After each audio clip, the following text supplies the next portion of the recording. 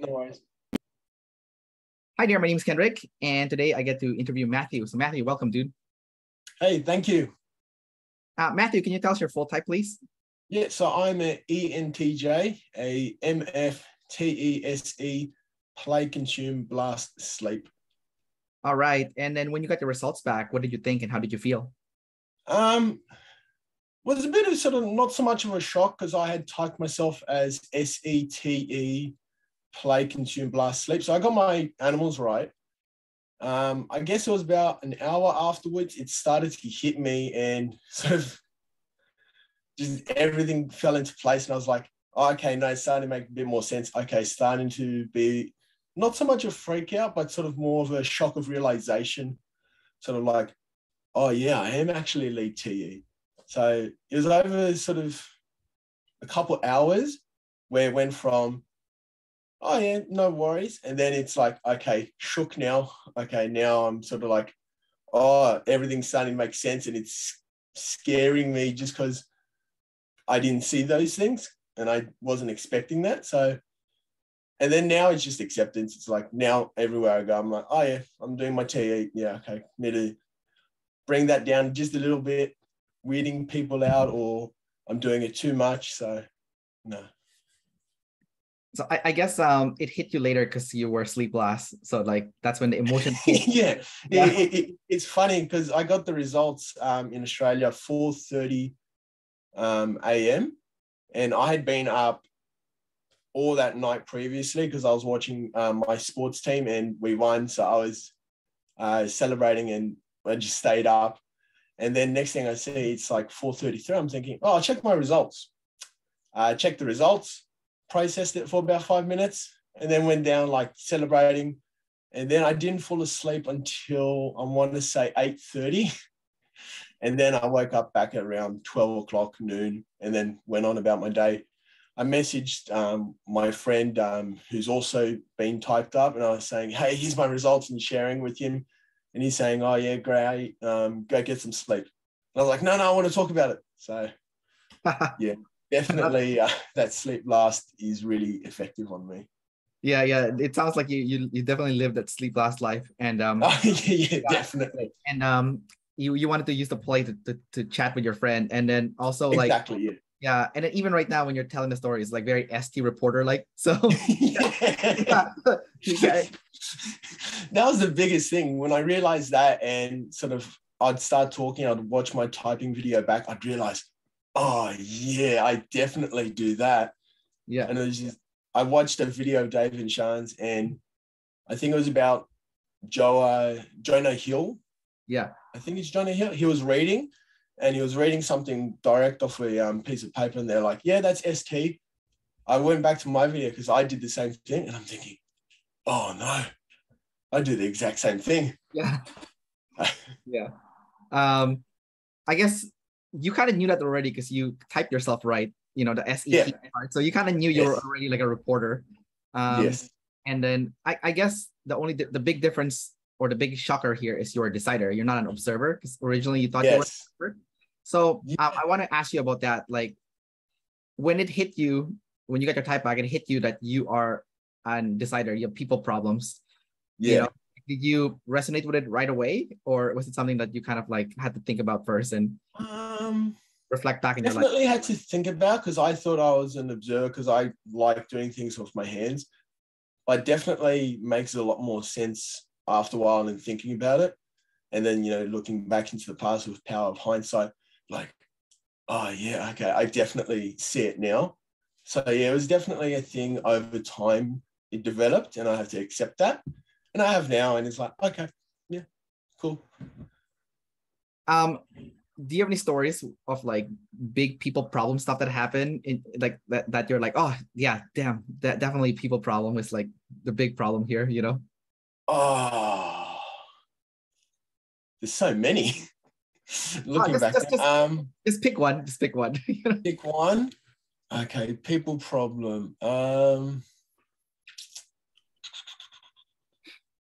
think it would have to be at school.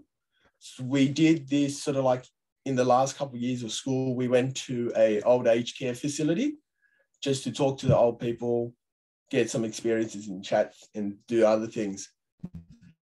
And I was the one who would always stand back and watch things happen.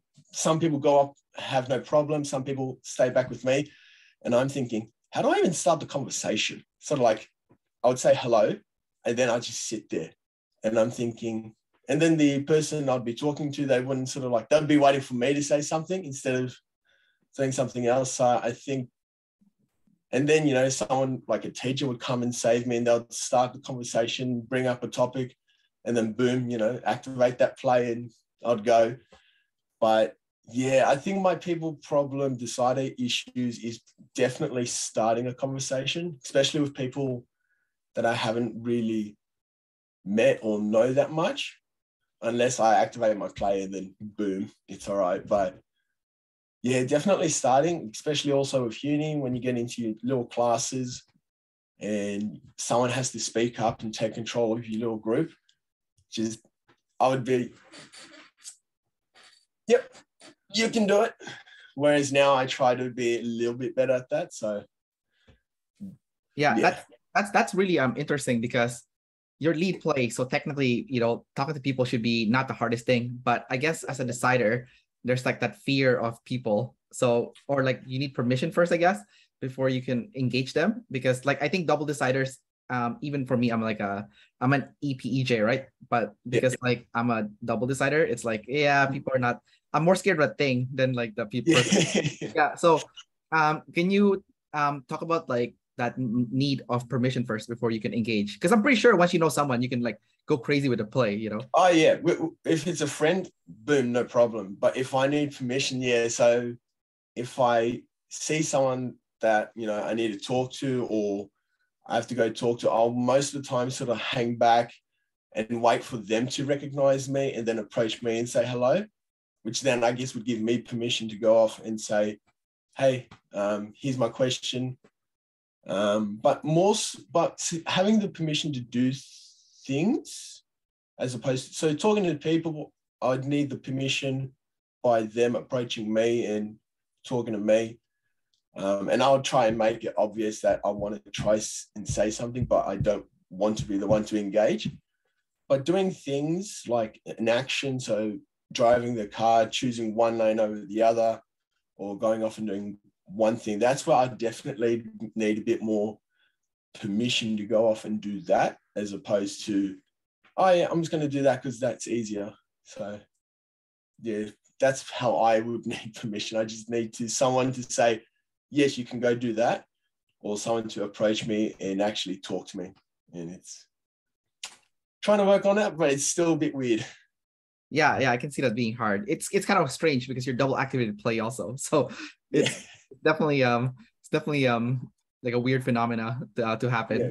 But I guess back to my wall, I will activate that play and I'll make the best of it. So like when I'm at uni and I have that group, and no one's talking, I feel as if my back is to the wall. So I sort of activate that play and I say, hey guys, what do you think?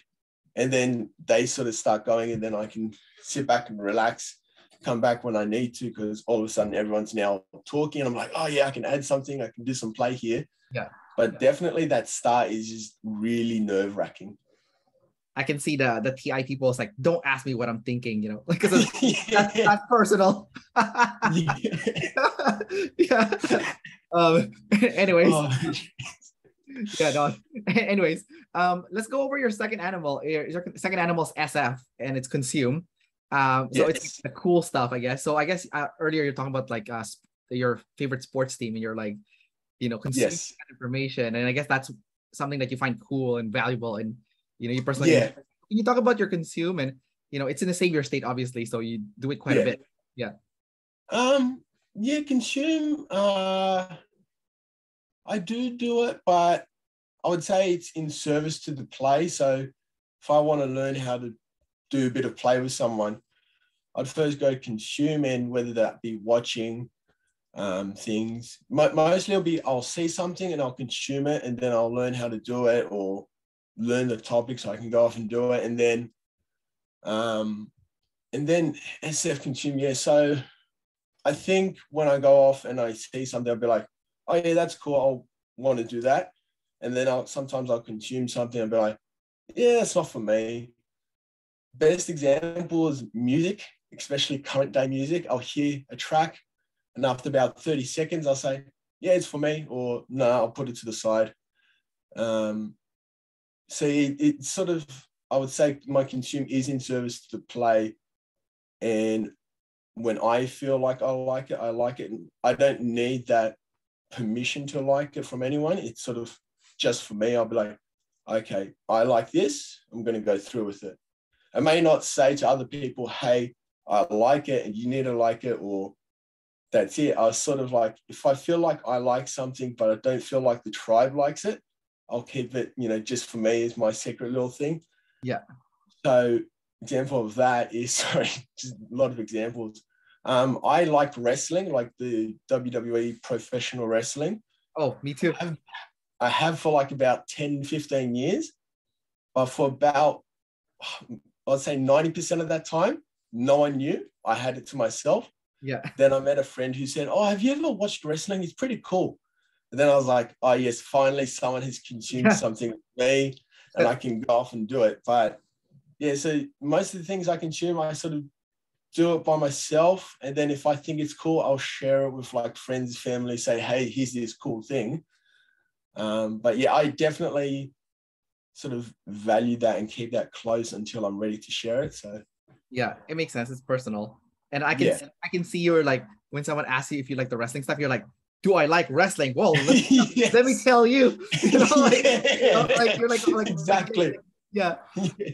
No, I'm a big fan of wrestling. I've been watching it since I was like freaking like 3 years old. Like my. Oh, that's awesome. Yeah, I think the first match I ever saw was Hulk Hogan versus Macho Man, like a long time ago. Oh yes. Yeah. I think that's like the first. I had to go back and watch that one. Oh, did you see it? I've seen a few of their matches, but the first match I watched was a WWE SmackDown. I think it was Batista versus Rey Mysterio. Oh, right. When they were feuding, right? Like yeah, exactly. Yeah. I think it was just before they started feuding. So when they were sort of like still friends. Oh, I see. And I just remember watching it because Rey Mysterio would like jump off the top rope, Batista catches him, and then I hear my mum just laughing. Yeah. I'm like, no, this is cool stuff. Don't laugh. Yeah. But then I remember like being at my grandparents' place, I'd watch like some wrestling, but I couldn't remember who was actually fighting. But the first match I actually remember was Batista versus Rey Mysterio. Yeah, I remember that time period. That was a pretty good storyline actually. I like their storyline. Oh yeah, same. It was like, really with Batista. I like the storylines. Yeah, he turned heel and then because like he's like, you're supposed to be my best friend. Yes. Yeah. Watching that whole beatdown and that sort of like just telling the reasons. Oh, that was hard to watch, but cool at the same time. Yeah. It made so much sense. I was like, oh. Yeah, no, it was good storytelling. Like that period. I also like watching like the small guy fight the big guy. I think it's matches. So yeah. Oh, great. Yeah. Yeah. All right. Obviously, we could talk about wrestling forever. So let's move on. Yeah. I still watch it right now. I love it. So. Oh, same. Yeah. All right. All right. Let's look at your next animal. It's Blast. So it's NITE and Actually, I just forgot to ask. So I just realized for your consume is also double masculine. So I guess that's why you would actually know what you like in terms of consume. Yeah. But your Blast is double feminine, so it's like the opposite, right? It's NT. Yeah, it is. But it's activated. It's the same Blast as Dave, actually. Double feminine NT Blast. Yeah. But it's your first two functions, so technically it should be like your strongest. Can you talk about that a little bit and how you personally teach your known information to people? That's NT. Yeah, so it's actually interesting because I'm starting to be a teacher right now. So when I do teach people new information, I'm sort of a bit fluid, I guess, because of the feminine aspect to it. So I don't get angry. I don't raise my voice. I try to teach them the way that I was taught or the way I found the information. And if that doesn't work, I try to sort of find another approach to it and make it more workable for them, a bit more understandable. But saying that, I don't sort of like be too forceful with it. It's okay, you know, A goes to B goes to C. And then if they don't understand that, I'll be like, okay, you go to A to B because of this. Now we're just doing the same thing. So I do try to break it down and tell it from my personal experience of how I was taught. And then I sort of go from there and I try to figure out what's the best. So I guess that's how I'd use my blast. Again, blast would probably be in service to the play, sort of like get that thing sort of started. And then if they start sort of getting it, I can sort of switch it from blast to a bit of play, add a little blast when I need some instructions. But saying that, there are times where I would blast and I will raise my voice just to sort of like get the person's attention or the focus back on what I'm actually trying to teach them. But yeah, I would say most of the time it's just sort of like soft and sort of bit more fluid in how I would do things and I approach it. So yeah. Well, that makes sense. Yeah, double feminine blast would be very friendly, very gentle. It's not going to be like aggressive. Yeah. And then when you say it's in service of play, I think in general, people who teach with both play and blast is better than someone that's just a pure blaster, because it feels more engaging. Yes. So like it's like, come on, just shut up, you know, like you're talking, like, you know, like it's back and forth. Right? So I think that's gonna be like probably gonna help you a lot. Yeah, and you don't want to be that teacher. Yeah, exactly. You don't want to be that kind of person who just rambles on and says, and everyone's sort of like, yeah, no, we get this. Can we move on? Yeah, exactly. Although the good thing about blast versus like, because there's like teachers that teach with consume, and like they go in circles, right? So I guess the good thing about the blast is at least you're concise, you know, when you teach something. Yes. So all right, dude, let's go to your hardest animal, sleep. Your sleep is it's NF. It's NF. Yes. Yeah, and as an EJ, that's gonna be the hardest thing in the world because you know, like sleep is technically like an IP animal. So you're an EJ. It's like your opposite animal plus it's fourth. So it's like double hard, right? Yes. I mean, you do have masculine FI, so you have something going on for you in that case, but you have feminine NI, so it's not completely solid. Yeah. So can you talk about you know, as you gotten older and there's like flashes of like that sleep, NF sleep that like comes up to you from time to time. Can you talk about like some of those flashes, like when it kind of sucks you in, you're like, oh shit, you know? So it's still very rare, even though now I'm aware of it. And then I do try and do it. And after about 5 minutes, it's really painful and just taxing and I have to stop it. But when it does sort of like flash at me, it's just this, I guess it's overwhelming. It's sort of like, it's too much stuff coming at me and it's sort of too crazy to sort of think about. And I guess sort of like the best way for me to describe it is like, because sleep is sort of processing, trying to make a timeline. So like forward planning and processing information that's for that. That's probably the hardest thing, especially with the flashes. I'll be like, oh, I got this thing, you know, on this day or something due here. And I'll have that sort of flash of like, oh, it's due, or here's some information you remembered from a long time ago. It's flashing up again. And it's just more so overwhelming. I'm sort of like, I don't know how to sort of deal with it. And then when I do try and tackle it, again, after about 5 minutes, I'm just saying, yeah, no, it's not worth it. This is too hard. Let's move on to something else. Worry about it later. I've tried to work on it. I got like a yearly calendar. First time I bought it, after about a week, I had written nothing in it. And then I forced myself in one day to try and write out what I was going to do for a whole month. And after about 2 minutes, I said, no, that's enough. I'll go off and do something else. Came back an hour later. I'll try another 2 minutes. Did that. And it's just sort of mentally taxing and tiring, funny enough.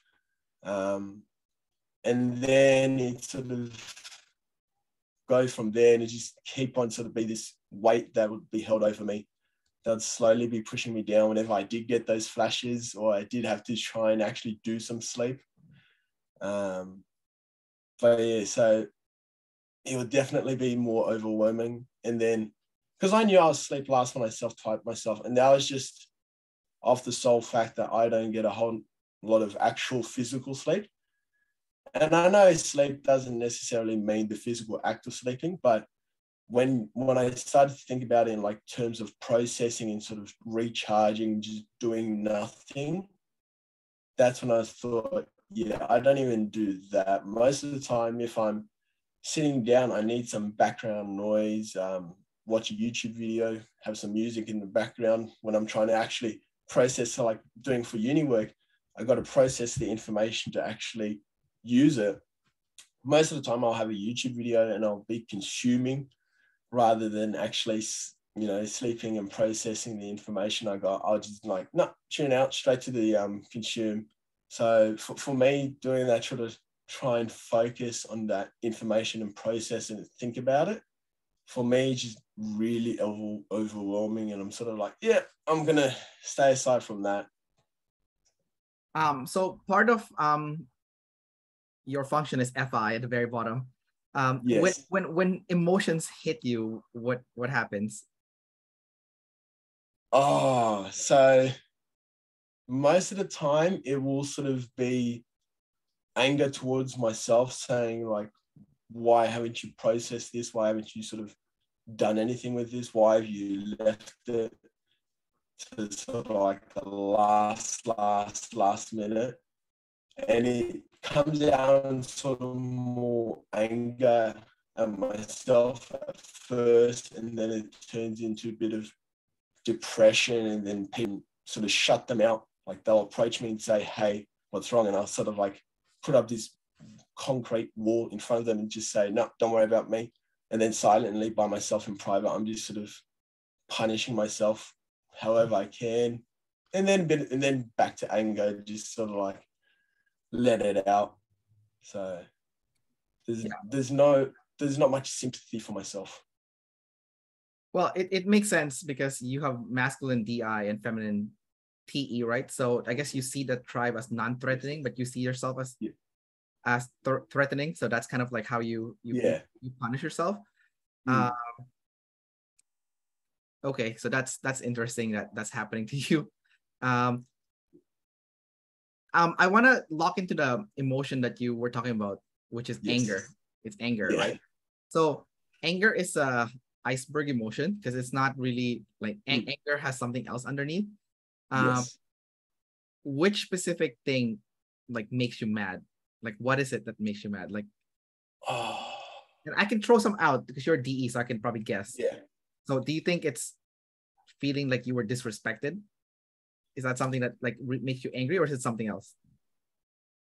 No, definitely disrespected, but I think that's only sort of come into its own since about when I was 17. Like as a kid, you don't really understand things. So when someone disrespects you, I'll just be like, okay, cool joke. Whereas nowadays, it's sort of like if I do feel that disrespect, I will have that sort of anger towards that person. It's like, hang on, we're supposed to be equals. We're supposed to respect each other. The whole treat others like you want to be treated yourself, which I'm a big believer in. And yeah, so when someone does disrespect me, there is that sort of bit of anger. And I used to have a huge anger issues growing up as a kid. Still do to this day, I guess, if I let it out. But I have tried my best to sort of control it and let it out in like little bits. But yeah, definitely when I get disrespected, there's that anger. So if disrespected is not the main cause of the anger, what would you say is like the big like specific emotion triggers that anger, Ooh, that's a good question. I've never actually thought about that before. Well, no worries. I guess it would have to be when people do something that really negatively affects me. So if someone gets in my way, or someone does something that I see is really stupid and it's going to affect everyone, then I'll get angry. I guess that might come under disrespect, but yeah, I think it would be sort of people's actions that then affect me. I get really angry at. Like, example would be road rage on when I'm driving. I'll get real big angry road rage because I'll be driving in one lane, the next thing I know, someone's coming to my lane, and I'll be like, why? Just get out of the way. Or if someone's sliding up behind them, I'd be angry. I'd be like, come on, it's the 60 zone, not a 40 zone. And then if I get stuck at a traffic light because someone was slow or they got in my way, then I'll sort of have that real masculine rage, just going off at the person and just being, and I'll yell in the car. Even if there's people in the car, I'll tone it down, but sometimes I just let it out. There's just that anger that comes out towards that person or towards the light. So I'd definitely say the main reason would be probably people's actions, and whether that's disrespectful or not, I haven't sort of actually figured it out yet. Yeah, I think I can pinpoint it just based on listening to you talk. It sounds like it's two things actually. It's not one. Okay. So you're an EJ. So when you swing, you become an IP, right? So it's when you were describing your anger towards other people and stuff, it sounds like when someone's like doing something that, like you said, it's kind of like unfair. So it's like an EJ kind of rage where like someone's trying to treat someone poorly or whatever, Right. And it's like for you it's like, okay, we should respect each other, we should get along, very EJ like, togetherness. Yes. We're a team. If someone's being too selfish, you would rage, right? Like you said, when someone cut you off, for example, it's like, oh, like, what are you doing, right? But the weird, crazy shit is when it sounds like also when you go on an IP swing, that's also when you rage, because you said people are getting in your way. So that's like very DI, right? Like I want something and you're in my way. So now you're being selfish. You're the selfish one now. And you're raging at other people for getting in your way. So it's kind of interesting when you said that, because it's both like an EJ and IP, depending on where you are in your swing. Interesting. Wow, that actually makes a lot of sense. Yeah. So no worries, dude. So based on you telling me that story, can you tell me what your IP swing looks like? Because then you're an EJ, and your IP swing is gonna be worse because your sleep lasts. So when you become selfish, you become super selfish. So can you tell me a story when that happened? Like, I'm pretty sure you keep it down, but you're only human, right? You're gonna explode eventually. Yeah. So when what does it look like when you go on a big IP selfishness swing? It definitely looks definitely aggressive. And sort of I move and I expect people to either follow me or get out of my way. So like when I go on like a holiday with my family, and like everyone's saying, oh, let's do this. And then I say, oh, I want to do this. If I don't sort of like, after a while, if my TE is just sort of like done, and I do that rage, it's like, no, this is what I'm going to do. I'll either sort of be really aggressive about it and sort of put my foot down. It's like, no, I'm going to do this. You can follow me or not. And then I'll sort of just aggressively leave, and they'll either follow me or not, and I'll go do my thing. And I'll, even if there's other people that I'm actually doing the experience with, I guess, I'll still sort of have that bit of aggressive, but I guess from my family's point of view and people close to me, they'll just see this sort of like, I don't know, this big giant just sort of like chucking a big sook and walking out of the door. But like, to me, it's just sort of like, I'm sort of shutting them out, because I'm like, hey, this is my thing that I want to do. Let me do it. If you're trying to stop me, then, you're in my way. I'm going to move you to the side, whether that's sort of like asking you, aggressively move out of my way, or if it means I physically have to push you to the side. There has been definitely one or two times that I can remember where I've actually had to physically move one of my brothers, because I'm the middle child. So that just adds to the whole, I guess, the IP swing. Yeah. So definitely aggressive, move them out of the way until I get my thing that I wanted done or get the thing that I wanted. I will be sort of that aggressiveness, and then just slowly after time, it will decrease. So like the moment where I sort of put my foot down to my family and I say, no, this is what I want to do, that's probably the peak of the anger.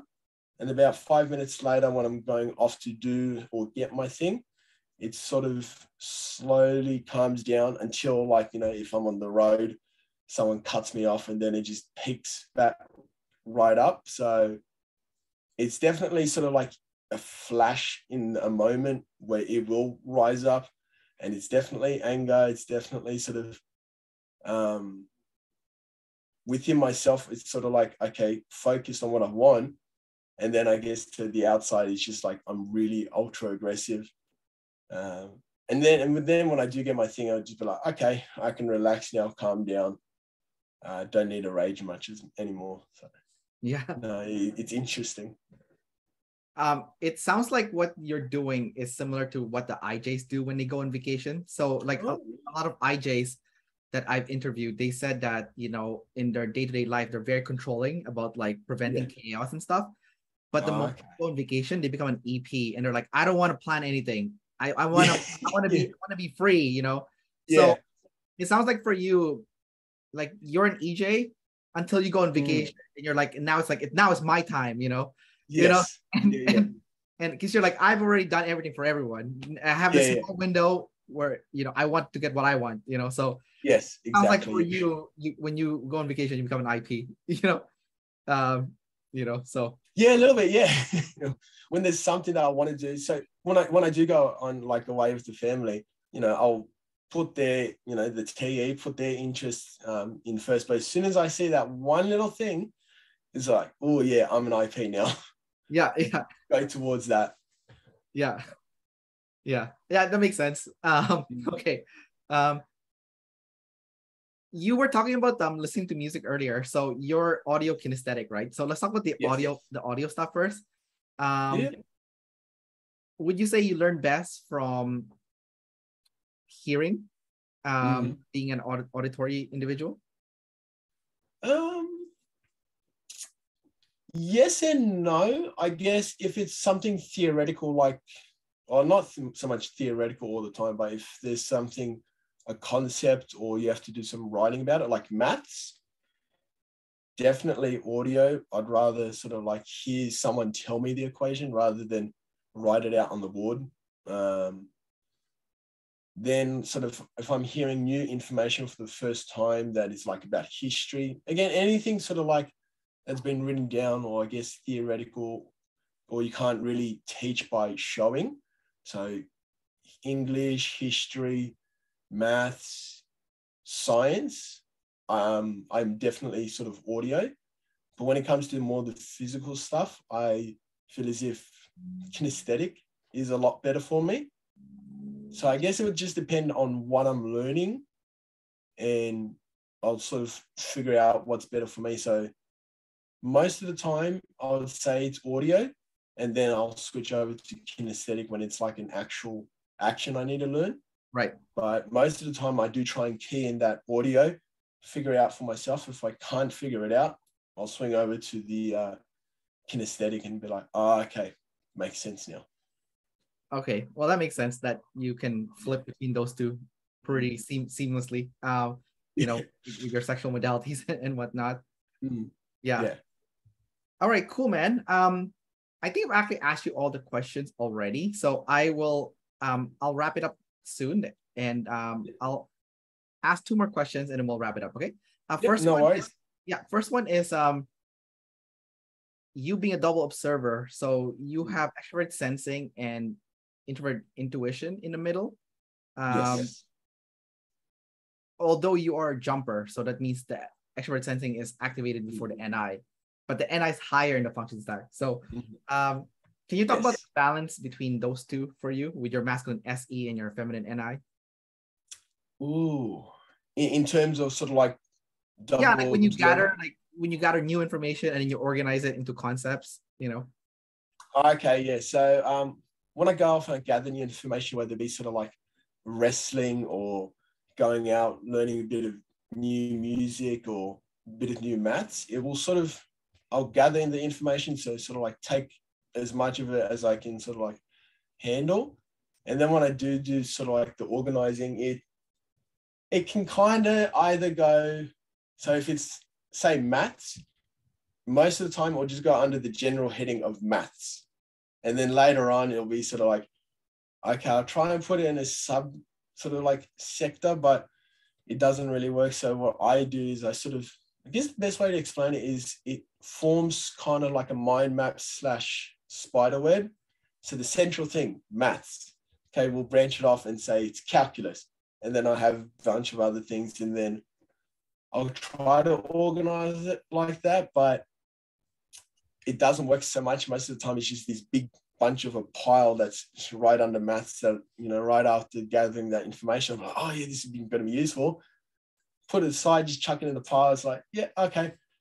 Just gathered that new information. Don't really try to sort it. Just builds up in one big pile. And then when I go and try and find that information, it's just buried underneath all this other information. I'm just thinking, how to organize this better. So then it'll be maths, and then it'll be like calculus. Still like big files. There's no real general order to it. It's like, until I do go down there and I do try to process it and organize it a lot better, it's just sort of like pile to pile, but like spider web. So you go from one pile, you follow this sort of like web to the next pile, and then the next and the next and the next. So yeah, doing that's a bit, I now know that it's not really effective and it's really bad. Yeah. But trying to fix that, that's another whole issue to try and figure out. Well, I guess that just proves that you're like an EP secondary, right? Because you're chaotic, like organized your thing, you know, you prefer to gather. Yeah. Makes perfect sense, man. Yeah. No, it also makes sense because I did self-type myself as a EP. I thought I was an EP right from the get-go. Right. But now EJ makes a lot more sense. Yeah, well, that's cool that you saw that in yourself, you know, like you're like, you were aware that you were chaotic and you like, yeah. All right. Last question, dude. Do you have any questions for me before we wrap up this interview? Like any final questions? Oh, like probably just sort of like questions about like how long you've been in OPS and sort of like learning about that a bit more. How long? Well, I think I joined in 2018, but but I did my first interview in 2019. Oh, that's crazy. Yeah, it was Dave. Dave was my first interview. Yeah. In his car. How was that?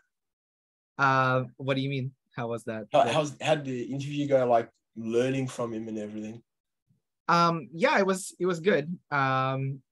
It was interesting for sure to meet David Chan in person, because they're super different, like on video versus in person, and even like when you talk to like Dave on the phone, it's also different. So I felt like my interaction with him was completely different in person, on the phone, and when I just watch his video. Oh, interesting. Yeah. No, because the reason I asked is you seemed like you really know the system really well. I mean, you've been in the system for about 4 years now. Yeah, about 3.5, maybe something like that. 3.5. I'm sort of like, 3-4 months. I'm still trying to like figure out like, little nits and little things. And I'm lucky I got a friend who got typed in around December last year. He told me about OPS. And he said, I don't want to pressure you into it because, it might ruin how you see things, in the world. And I said, I'll look into it. Like if I'm really wanting to know, I'll do it. And then in about mid-January, I think I had what he said, it was a tidal wave of, sort of like the demon functions coming out. Right. I had that come out and I was like, okay, I need to figure this shit out. So, about mid-January, February, I signed up, got my type about 2 weeks ago. Yeah. So still fairly fresh. And whenever I had a question, I'd ask him. I'd just be like, over Messenger, or when I would see him in person, I'd just be like, hey, what's the difference between like SE, SI? What's the difference between this and that? And he'll tell me, and after about 20 minutes or so, just bouncing off each other, I'd sort of like, oh, I get it now. And that would sort of help type myself. So yeah, he was definitely a big help in trying to sort of like quickly understand the system. I've still got quite a bit to sort of like learn and understand, but it's been an enjoyable journey so far. Yeah, it'll take some time, man. Like my first year, honestly, I didn't know it as well as I do now, you know. So it's definitely a rabbit hole. You got you see it. Yeah. The biggest rabbit hole, and I'm waiting for when I sort of like get it, is when people just look at you, and after you talk for a bit, they'll just be like, oh yeah, that's you. So like how you did earlier, it's like, oh yeah, that's ST reporting. The thing I hate is just like, that's now so like, I know it, but the fact that it's so noticeable, especially for like, you know, someone who knows the system, I'm just like, I get sort of like freaked out about it. I'm like, whoa, this person knows me. And I make the joke to my friends and some other people I've met who've been typed. It's sort of like, okay, as soon as you get typed, you know everything there is about that person you would ever need to know. It's just like you have that one line, you're just like, I know exactly or roughly how you're going to react in this scenario. I know what you're going to do next. And it's kind of freaky. Yeah. It's sort of like trying to access that is probably the next level in my sort of journey. Yeah, for sure, man. I think ST and NF is pretty easy to recognize when someone's using those two. I think NT and SF is a more confusing thing because it's not like NF sounds so like, I mean, you've heard, I don't know if you've taken a yoga class before, and they say like all the stuff like, you know, like open your chakra and, you know, like all that shit, you know, like, you know, it's like it's pretty easy to see the NF. It's like pretty obvious, you know, like, you know, it's all the love and the vibrations and, you know, like you know, like I know it's pretty easy to see that stuff. Like it's like so easy to see. And ST is obviously, you know, you're like, come on, hurry up, you know, what's the freaking report, you know, like I get it, you know. Exactly. Yeah. So all right, cool, man. So thanks for coming out and doing this interview. Thank you. About yourself. So yeah, thank you for sure, man. Take care, man. See you around.